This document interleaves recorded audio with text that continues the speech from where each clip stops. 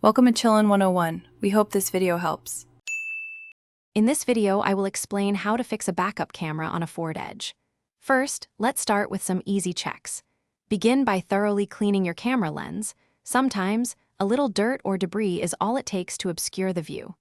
Next, navigate to your infotainment system settings and confirm that the camera display is enabled.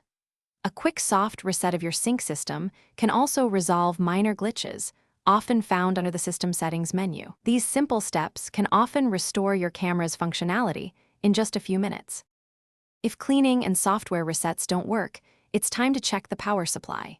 You'll want to locate and inspect the backup camera fuse, which is often a 10 or 15 amp fuse found in the passenger compartment or under the hood.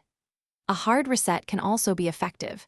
Simply disconnect your vehicle's negative battery terminal for about 10 minutes, then reconnect it. Finally, carefully examine all wiring connections for any signs of looseness or corrosion, as these can interrupt the signal. Should the issue persist, the camera unit itself might be the culprit. You'll need to access the camera, which is typically mounted in the tailgate's exterior trim panel, often near the license plate.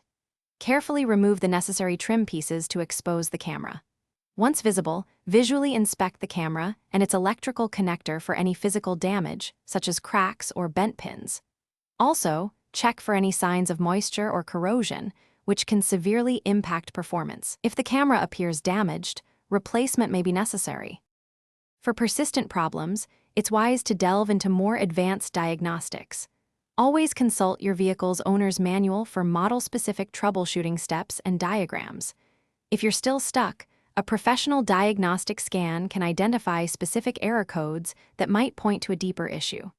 Sometimes, a software update for your infotainment system can resolve complex glitches.